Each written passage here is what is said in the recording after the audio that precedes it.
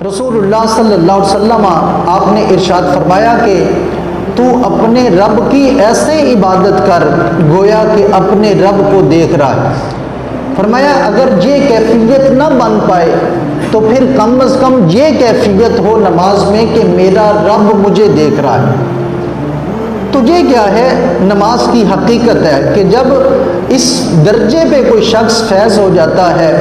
کہ اس کی یہ کیفیت بن جاتی ہے کہ میرا رب مجھے دیکھ رہا ہے، تو پھر کیا ہوتا ہے؟ اس کی توجہ پوری کی پوری نماز کی طرف ہوتی ہے، پھر اس کے اوپر اللہ کی رحمتیں چھما چھم برس رہی ہوتی ہیں،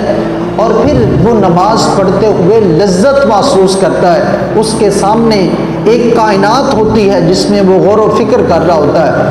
تو آج یہ ہے کہ نماز جو پڑھتے ہیں انہیں بھی یہ کیفیت، یہ درجہ نصیب نہیں ہوتا۔ تو یہ درجہ کیسے کسی کو میسر آ سکتا ہے؟ تو اس کا راستہ جو شریعت نے بتلایا ہے وہ تقویٰ ہے، کہ کوئی شخص جب تقویٰ کی دولت سمیٹ لیتا ہے، خوف خدا کی لذت اور دولت اس کے پاس آ جاتی ہے، تو پھر اسے ہر عبادت کرتے ہوئے اللہ تعالیٰ کی طرف سے رحمتیں میسر آتی ہیں، اور اللہ تعالیٰ کے قرب میں جا کر پھر وہ عبادت کرتا ہے۔ بنیادی طور پر تقوی کے 3 درجے ہمارے علماء نے بیان کیے ہیں۔ پہلا درجہ تقوی کا یہ ہوتا ہے کہ انسان اپنے آپ کو کفر سے، شرک سے بچا لے اور اپنے سینے کو ایمان کی دولت سے معمور کر لے۔ یہ تقوی کا پہلا درجہ ہے۔ جب سینہ ایمان کی دولت سے معمور ہو جاتا ہے، بھر جاتا ہے، تو پھر اس کا دوسرا درجہ یہ ہے کہ انسان کبیرہ گناہوں سے اپنے آپ کو بچا لے،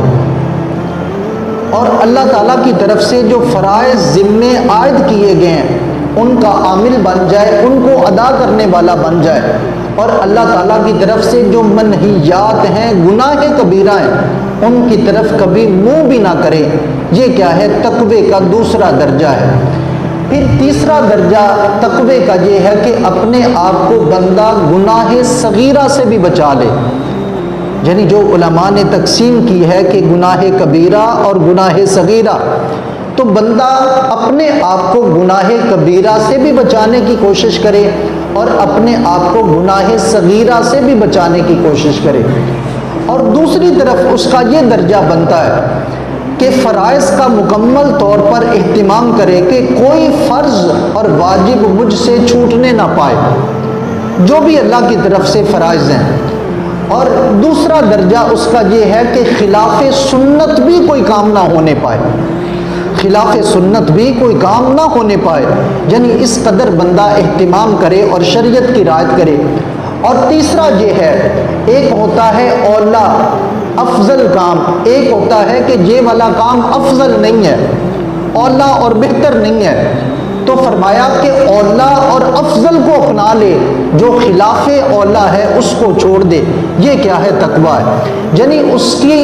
زندگی مکمل طور پر نیکیوں سے عبارت ہو جائے، مکمل طور پر گناہوں سے الگ ہو جائے۔ جب کوئی بندہ اس منصب کے اوپر فائز ہو جاتا ہے تو پھر اللہ تعالیٰ اعلان کیا کرتا ہے؟ ان اللہ مع الذین اتقوا، فرمایا اللہ متقین کے ساتھ ہے، اللہ ڈرنے والوں کے ساتھ ہے۔ اور پھر ان کے لیے یہ اللہ اعلان کرتا ہے وسیق الذین اتقوا ربہم الی الجنۃ زمرا، فرمایا کہ جو اپنے رب سے ڈرنے والے لوگ ہیں، فرمایا کل گروہ در گروہ وہ جنت کی طرف چلائے جائیں گے، ان کی ٹولیاں ہوں گی اور وہ جنت کی طرف جا رہی ہوں گی۔ اللہ تعالیٰ اس طرح پھر ان کے لیے اعلان کرتا ہے، اور یہ پھر اعلان کرتا ہے کہ ویسے کل قیامت کا دن جو ہوگا نفسا نفسی کا عالم ہوگا، ہر بندہ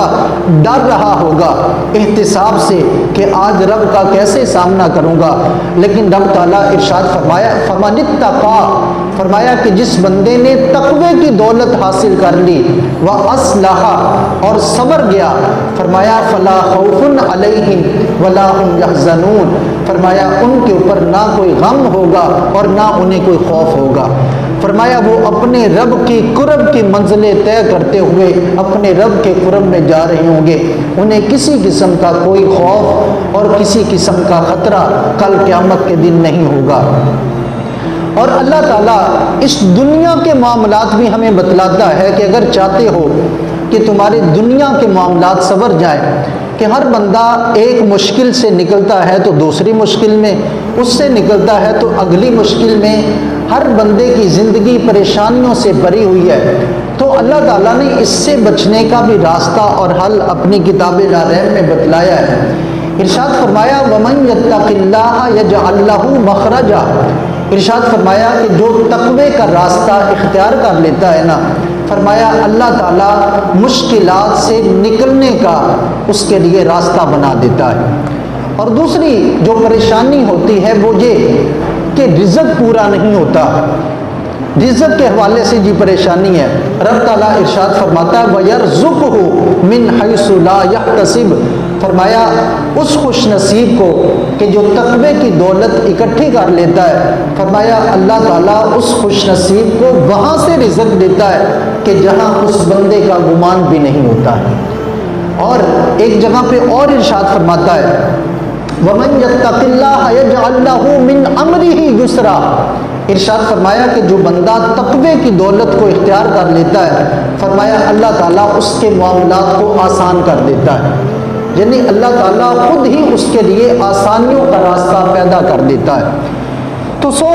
یہ ایک راستہ بتلایا کہ کسی شخص کو قرب الہی کیسے میسر آ سکتا ہے، تو اس کا جواب یہ ہے کہ وہ بندہ تقوی اختیار کر لے۔ تو فرمایا جب بندہ تقوی اختیار کر لے گا تو اللہ تعالیٰ اپنے قرب کا راستہ اسے دے دے گا،